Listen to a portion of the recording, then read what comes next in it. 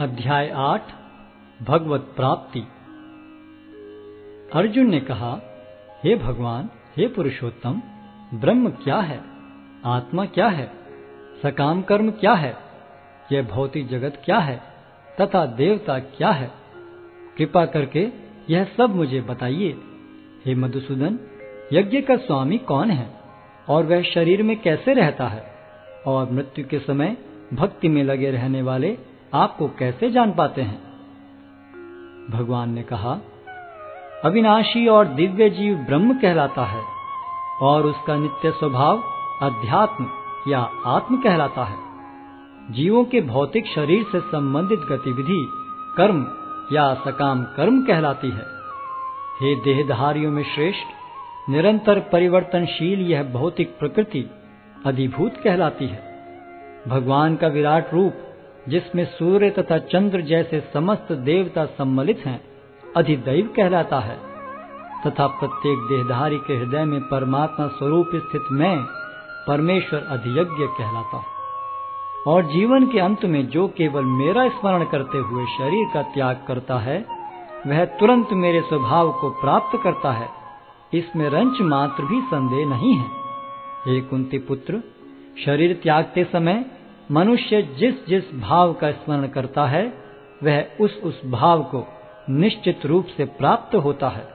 अतएव हे अर्जुन, तुम्हें सदैव कृष्ण रूप में मेरा चिंतन करना चाहिए और साथ ही युद्ध करने के कर्तव्य को भी पूरा करना चाहिए। अपने कर्मों को मुझे समर्पित करके तथा अपने मन एवं बुद्धि को मुझ में स्थिर करके तुम निश्चित रूप से मुझे प्राप्त कर सकोगे। हे पार्थ, जो व्यक्ति मेरा स्मरण करने में अपना मन निरंतर लगाए रखकर अविचलित भाव से भगवान के रूप में मेरा ध्यान करता है, वह मुझको अवश्य ही प्राप्त होता है। मनुष्य को चाहिए कि परम पुरुष का ध्यान सर्वज्ञ, पुरातन, नियंता, लघुतम से भी लघुतर, प्रत्येक का पालन करता, समस्त भौतिक बुद्धि से परे, अचिंत्य तथा नित्य पुरुष के रूप में करे। वे सूर्य की भांति तेजवान हैं और इस भौतिक प्रकृति से परे दिव्य रूप हैं।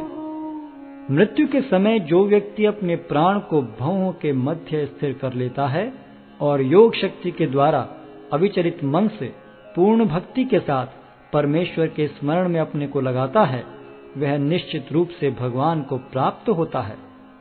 जो वेदों के ज्ञाता हैं, जो ओंकार का उच्चारण करते हैं और जो संन्यास आश्रम के बड़े बड़े मुनि हैं, वे ब्रह्म में प्रवेश करते हैं। ऐसे सिद्धि की इच्छा करने वाले ब्रह्मचर्य व्रत का अभ्यास करते हैं।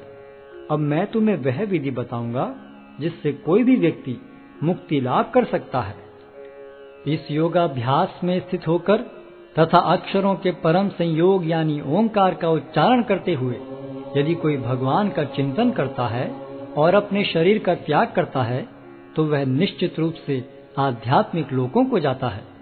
हे अर्जुन, जो अनन्य भाव से निरंतर मेरा स्मरण करता है, उसके लिए मैं सुलभ हूँ, क्योंकि वह मेरी भक्ति में प्रवृत्त रहता है।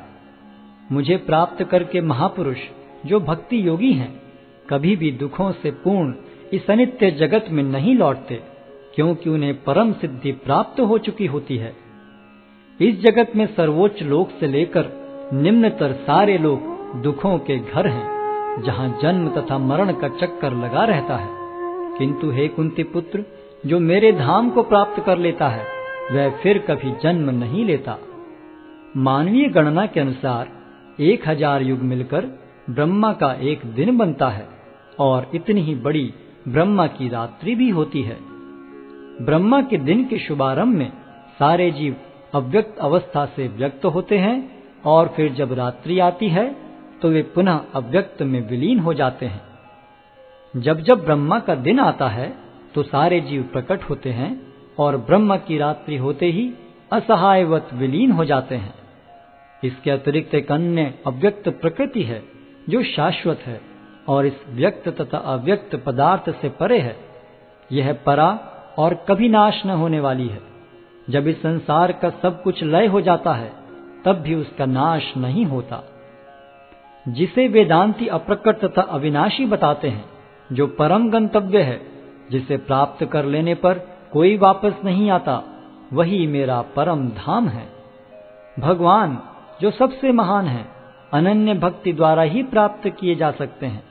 यद्यपि वे अपने धाम में विराजमान रहते हैं, तो भी वे सर्वव्यापी हैं और उनमें सब कुछ स्थित है। हे भरत श्रेष्ठ, अब मैं तुम्हें उन विभिन्न कालों को बताऊंगा जिनमें इस संसार से प्रयाण करने के बाद योगी पुनः आता है अथवा नहीं आता। जो पर ब्रह्म के ज्ञाता हैं, वे अग्निदेव के प्रभाव में, प्रकाश में, दिन के शुभ क्षण में, शुक्ल पक्ष में या जब सूर्य उत्तरायण में रहता है, उन 6 मासों में इस संसार से शरीर त्याग करने पर उस पर ब्रह्म को प्राप्त करते हैं। जो योगी धुएं, रात्रि, कृष्ण पक्ष में या सूर्य के दक्षिणायन रहने के 6 महीनों में दिवंगत होता है, वह चंद्रलोक को जाता है, किंतु वहां से पुनः चला आता है। वैदिक मतानुसार इस संसार से प्रयाण करने के 2 मार्ग हैं, एक प्रकाश का तथा दूसरा अंधकार का। जब मनुष्य प्रकाश के मार्ग से जाता है तो वह वापस नहीं आता, किंतु अंधकार के मार्ग से जाने वाला पुनः लौट कर आता है। हे अर्जुन, यद्यपि भक्तगण इन दोनों मार्गों को जानते हैं, किंतु वे मोहग्रस्त नहीं होते, अतः तुम भक्ति में सदैव स्थिर रहो।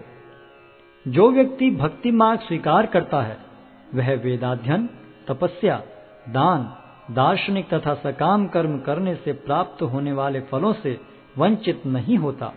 वह मात्र भक्ति संपन्न करके इन समस्त फलों की प्राप्ति करता है और अंत में परम नित्य धाम को प्राप्त होता है।